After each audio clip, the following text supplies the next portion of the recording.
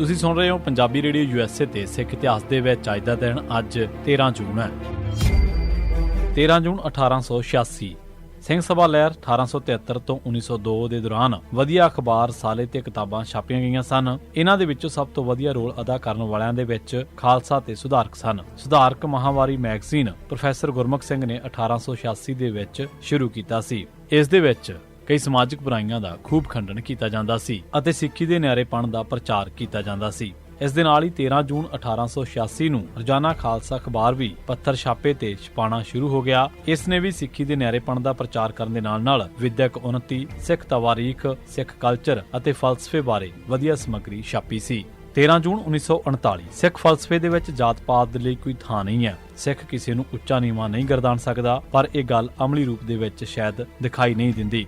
ਇਸ ਕਰਕੇ 13 ਜੂਨ 1939 ਦੇ ਦਿਨ ਸ਼੍ਰੋਮਣੀ ਕਮੇਟੀ ਨੇ ਇਸ ਸੰਬੰਧੀ ਇੱਕ ਕਮੇਟੀ ਤੋਂ ਹੁਕਮਨਾਮਾ ਤਿਆਰ ਕਰਵਾ ਕੇ ਉਸ ਨੂੰ ਅਕਾਲ ਤਖਤ ਤੋਂ ਜਾਰੀ ਕਰਵਾਇਆ ਅਤੇ ਸਿੱਖਾਂ ਨੂੰ ਕਿਹਾ ਕਿ ਉਹ ਅਖੌਤੀ ਪਛੜੀਆਂ ਜਾਤਾਂ ਨੂੰ ਆਪਣੇ ਗੁਰ ਭਾਈ ਸਮਝਣ। ਪਰ ਫਿਰ ਵੀ ਸਿੱਖੀ ਦੇ ਵਿੱਚ ਜਾਤ-ਪਾਤ ਦਿਨ-ਬ-ਦਿਨ ਵੱਧਦਾ ਗਿਆ। 1960ਵਿਆਂ ਦੇ ਵਿੱਚ ਪ੍ਰਤਾਪ ਸਿੰਘ ਕੈਰੋਂ ਅਤੇ 1970 ਤੋਂ ਮਗਰੋਂ ਪ੍ਰਕਾਸ਼ ਸਿੰਘ ਬਾਦਲ ਨੇ ਇਸ ਸਿੱਖੀ ਅਸੂਲ ਦਾ ਰੱਜ ਕੇ ਘਾਣ ਕੀਤਾ। ਅੱਜ ਇਹ ਬਿਮਾਰੀ ਆਪਣੇ ਸਭ ਤੋਂ ਉੱਚੇ ਸਿਖਰ ਤੇ ਪੁੱਜ ਗਈ ਹੈ। 13 ਜੂਨ 1971 ਇਹਨਾਂ ਦਿਨਾਂ ਦੇ ਵਿੱਚ ਤਰਲੋਚਨ ਸਿੰਘ ਰਿਆਸਤੀ ਨੇ ਅਕਾਲੀਆਂ ਤੇ ਦੋਸ਼ ਲਾਇਆ ਕਿ ਉਹ ਸਿਰਫ ਸਰਮਾਏਦਾਰਾਂ ਦੇ ਹੱਥਾਂ ਦੇ ਵਿੱਚ ਖੇਡ ਰਹੇ ਨੇ। ਉਸ ਨੇ ਅਕਾਲੀਆਂ ਵੱਲੋਂ ਕੀਤੀ ਜਾ ਰਹੀ ਕਰਪਸ਼ਨ ਦੀ ਜਾਂਚ ਦੀ ਮੰਗ ਕੀਤੀ। ਇਸ ਤੇ ਅਕਾਲੀ ਦਲ ਨੇ ਉਸ ਨੂੰ ਕਾਰਨ ਦੱਸੋ ਨੋਟਿਸ ਜਾਰੀ ਕੀਤੇ। ਗੁਰਨਾਮ ਸਿੰਘ ਜੋ ਕਿ ਪਾਰਲੀਮੈਂਟਰੀ ਬੋਰਡ ਦਾ ਪ੍ਰਧਾਨ ਸੀ, ਉਸ ਨੇ ਇਸ ਨੋਟਿਸ ਦੀ ਮੁਖਾਲਫਤ ਕੀਤੀ। ਇਸੇ ਤਰ੍ਹਾਂ ਕਈ ਅਕਾਲੀ MLA ਵੀ ਵਜ਼ੀਰੀਆਂ ਦੀ ਮੰਗ ਕਰ ਰਹੇ ਸਨ। ਹਾਲਾਂਕਿ 25 ਵਜ਼ੀਰ ਤੇ 2 ਪਾਰਲੀਮੈਂਟਰੀ ਸੈਕਟਰੀ ਪਹਿਲਾਂ ਹੀ ਬਣ ਚੁੱਕੇ ਸਨ। ਚੰਨਣ ਸਿੰਘ ਨੇ ਕਾਂਗਰਸ ਦੇ ਵਿੱਚੋਂ ਅਕਾਲੀ ਦਲ ਦੇ ਵਿੱਚ ਆਏ ਸੁਰਿੰਦਰ ਕੈਰੋਂ ਨੂੰ ਵਜ਼ੀਰ ਬਣਾਉਣ ਦਾ ਵੀ ਵਾਅਦਾ ਕੀਤਾ ਹੋਇਆ ਸੀ, ਪਰ ਇਹ ਸਕੀਮ ਪੂਰੀ ਨਾ ਹੋਈ ਅਤੇ ਸੁਰਿੰਦਰ ਕੈਰੋਂ ਦਾ ਧੜਾ ਵੀ ਬਾਗੀ ਹੋਣ ਦੇ ਲਈ ਤਿਆਰ ਹੋ ਗਿਆ।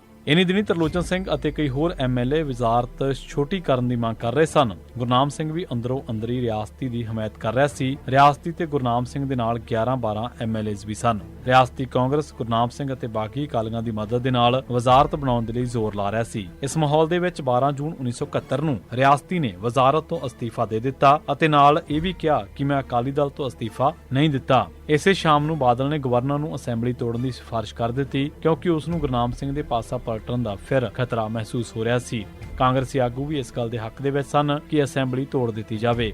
ਅਗਲੇ ਦਿਨ 13 ਜੂਨ 1971 ਨੂੰ ਬਾਦਲ ਨੇ ਲਿਖਤੀ ਤੌਰ ਤੇ ਅਸਤੀਫਾ ਦੇ ਕੇ ਗਵਰਨਰ ਨੂੰ ਮਿਲਿਆ ਅਤੇ ਅਸੈਂਬਲੀ ਤੋੜ ਕੇ ਨਵੀਆਂ ਚੋਣਾਂ ਕਰਵਾਉਣ ਦੀ ਮੰਗ ਕੀਤੀ। ਗਵਰਨਰ ਨੇ ਅਸੈਂਬਲੀ ਤੋੜਨ ਦੀ ਸਿਫਾਰਿਸ਼ ਮੰਨ ਲਈ। ਇਸ ਤਰ੍ਹਾਂ ਪੰਜਾਬ ਦੇ ਵਿੱਚ ਚੌਥੀ ਅਕਾਲੀ ਵਜ਼ਾਰਤ ਖਤਮ ਹੋ ਗਈ ਅਤੇ ਪੰਜਾਬ ਦੇ ਵਿੱਚ ਗਵਰਨਰੀ ਰਾਜ ਲਾਗੂ ਹੋ ਗਿਆ। 13 ਜੂਨ 1988 ਦੇ ਦਿਨ ਪੰਜਾਬ ਪੁਲਿਸ ਨੇ ਮੇਜਰ ਸਿੰਘ ਉਰਫ ਰਣਜੋਤ ਸਿੰਘ ਅਤੇ ਇੱਕ ਹੋਰ ਸਿੱਖ ਨੂੰ ਨਕਲੀ ਮੁਕਾਬਲੇ ਦੇ ਵਿੱਚ ਸ਼ਹੀਦ ਕਰ ਦਿੱਤਾ। 13 ਜੂਨ 1991 ਦਿਨ ਪੰਜਾਬ ਪੁਲਿਸ ਨੇ ਇੰਦਰਜੀਤ ਸਿੰਘ ਪੁੱਤਰ ਹਰਭਜਨ ਸਿੰਘ ਵਾਸੀ ਸਾਂਝਣਾ ਜ਼ਿਲ੍ਹਾ ਤਰਨਤਾਰਨ ਨੂੰ ਇੱਕ ਨਕਲੀ ਮੁਕਾਬਲੇ ਦੇ ਵਿੱਚ ਸ਼ਹੀਦ ਕਰ ਦਿੱਤਾ। 13 ਜੂਨ 1992 ਦਿਨ ਪੰਜਾਬ ਪੁਲਿਸ ਨੇ ਕੁਲਦੀਪ ਸਿੰਘ ਪੁੱਤਰ ਸਿਕੰਦਰ ਸਿੰਘ ਵਾਸੀ ਗਿੱਲ ਜ਼ਿਲ੍ਹਾ ਲੁਧਿਆਣਾ, ਰਛਪਾਲ ਸਿੰਘ ਉਰਫ ਪਾਲਾ ਪੁੱਤਰ ਪ੍ਰਤਾਪ ਸਿੰਘ ਵਾਸੀ ਹਰਪਾਲ ਪਿੰਡ ਅਤੇ 10 ਹੋਰ ਸਿੱਖ ਨਕਲੀ ਮੁਕਾਬਲਿਆਂ ਦੇ ਵਿੱਚ ਸ਼ਹੀਦ ਕਰ ਦਿੱਤੇ। 13 ਜੂਨ 2002 ਦੇ ਵਿੱਚ ਜਦ ਸ਼੍ਰੋਮਣੀ ਕਮੇਟੀ ਦੇ ਪ੍ਰਧਾਨ ਦੀ ਸਾਲਾਨਾ ਚੋਣ ਨਵੰਬਰ ਦੇ ਵਿੱਚ ਹੋਣ ਵਾਲੀ ਸੀ, ਟੌੜਾ ਧੜੇ ਦੇ ਇੰਦਰਜੀਤ ਸਿੰਘ ਜ਼ੀਰਾ ਨੇ ਆਪਣੇ ਰਿਸ਼ਤੇਦਾਰ DGP ਭੁੱਲਰ ਦੇ ਰਾਹੀਂ ਮੈਂਬਰਾਂ ਨੂੰ ਡਰਾ ਧਮਕਾ ਕੇ ਬਾਦਲ ਦੇ ਖਿਲਾਫ ਕਰਨ ਦੀ ਕੋਸ਼ਿਸ਼ ਕਰਨੀ ਸ਼ੁਰੂ ਕਰ ਦਿੱਤੀ। ਇਸ ਤੋਂ ਮਗਰੋਂ ਅਮਰਿੰਦਰ ਸਿੰਘ ਨੇ ਵੀ ਹਮਾਇਤ ਦੇ ਦਿੱਤੀ।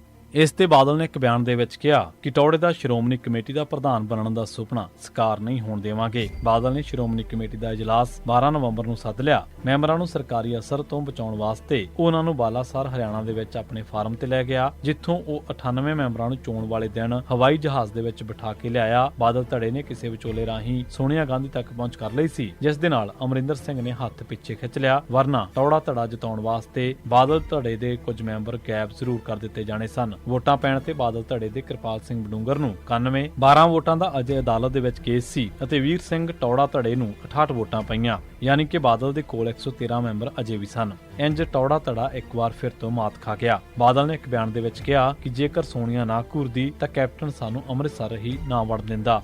ਹੁਣ ਟੌੜਾ ਆਪਣੇ ਦਲ ਦਾ ਨਾਂ ਅਕਾਲੀ ਦਲ ਕਾਂਗਰਸ ਰੱਖ ਲਵੇ। ਹਾਰਨ ਮਗਰੋਂ ਟੌੜਾ ਨੇ ਕਿਹਾ ਕਿ ਮੈਨੂੰ 3 ਜਗੀਰਦਾਰਾਂ ਬਾਦਲ, ਅਮਰਿੰਦਰ, ਸਿਮਰਨਜੀਤ ਤੇ 4 ਸਰਕਾਰਾਂ ਦਿੱਲੀ, ਪੰਜਾਬ, ਹਰਿਆਣਾ, ਹਿਮਾਚਲ ਨੇ ਰਲ ਕੇ ਹਰਾ ਦਿੱਤਾ ਹੈ। ਪਾਰਲੀਮੈਂਟ ਅਤੇ ਅਸੈਂਬਲੀ ਵਗੈਰਾ 4 ਮੌਕਿਆਂ ਤੇ ਹਾਰਨ ਮਗਰੋਂ ਬਾਦਲ ਪਹਿਲੀ ਵਾਰ ਜਿੱਤਿਆ ਸੀ, ਪਰ ਬਾਦਲ ਅਜੇ ਵੀ ਡਰਦਾ ਸੀ। ਅਮਰਿੰਦਰ ਸਿੰਘ ਨੇ ਅਜੇ ਪੰਜਾਬ ਦੇ ਵਿੱਚ 4 ਸਾਲ ਹਕੂਮਤ ਕਰਨੀ ਸੀ। ਸ਼੍ਰੋਮਣੀ ਕਮੇਟੀ ਬਾਦਲ ਤੋਂ ਕਦੇ ਵੀ ਖੋਹੀ ਜਾ ਸਕਦੀ ਸੀ। ਇਸ ਕਰਕੇ ਇਸ ਚੋਣ ਤੋਂ ਸਿਰਫ 3 ਮਹੀਨਿਆਂ ਮਗਰੋਂ ਹੀ ਬਾਦਲ ਨੇ ਟੌੜਾ ਦੇ ਨਾਲ ਏਕਤਾ ਕਰਨ ਦਾ ਮਨ ਬਣਾ ਲਿਆ। ਇਸ ਦੇ ਵਿੱਚ ਵਧੇਰੇ ਰੋਲ ਮਨਜੀਤ ਸਿੰਘ ਕਲਕੱਤਾ, ਮਹੇਸ਼ਿੰਦਰ ਸਿੰਘ ਗਰੇਵਾਲ, ਹਰਮੇਲ ਸਿੰਘ ਟੌੜਾ ਦਾ ਸੀ। ਉਹ ਸ਼੍ਰੋਮਣੀ ਕਮੇਟੀ ਦੇ ਨਿਜ਼ਾਮ ਦਾ ਫਾਇਦਾ ਲੈਣਾ ਚਾਹੁੰਦੇ ਸਨ, ਪਰ ਗੁਰਦਰਸ਼ਨ ਸਿੰਘ ਬਾਈਆ ਅਤੇ ਗੁਰਵਿੰਦਰ ਸਿੰਘ ਸ਼ਾਮਪੁਰਾ ਅਤੇ ਕੁਝ ਹੋਰ ਸੰਜੀਦਾ ਅਕਾਲੀ ਬਿਨਾਂ ਸ਼ਰਤ ਸਮਝੌਤੇ ਦੇ ਖਿਲਾਫ ਸਨ। ਉਧਰ ਬਾਦਲ ਵਾਸਤੇ ਵੀ 3 ਮਹੀਨੇ ਪਹਿਲਾਂ ਦਾ ਕਾਂਗਰਸੀ ਟੌੜਾ ਹੁਣ ਪੰਥਕ ਬਣ ਰਿਹਾ ਸੀ। 8 ਮਾਰਚ 2003 ਦੇ ਦਿਨ ਟੌੜਾ ਦੇ ਘਰ ਉਸ ਦੇ ਨਿੱਜੀ ਅਖੰਡ ਪਾਠ ਦੇ ਭੋਗ ਤੇ ਮਨਜੀਤ ਸਿੰਘ ਕਲਕੱਤਾ ਨੇ ਚੁੱਪਚਾਪ ਬਾਦਲ, ਢੀਂਡਸਾ ਵਗੈਰਾ ਸੱਦ ਲਏ ਸਨ। 5 ਅਪ੍ਰੈਲ ਨੂੰ ਏਕਤਾ ਦੀਆਂ ਰਸਮੀ ਗੱਲਾਂ ਸ਼ੁਰੂ ਹੋ ਗਈਆਂ। ਫਿਰ ਵੀ ਟੌੜਾ ਨੇ 6 ਅਪ੍ਰੈਲ ਨੂੰ ਨਿੰਮਾ ਜਿਹਾ ਦਬਕਾ ਮਾਰਿਆ ਕਿ ਸਿਧਾਂਤਾਂ ਤੋਂ ਹਟ ਕੇ ਏਕਤਾ ਸੰਭਵ ਨਹੀਂ।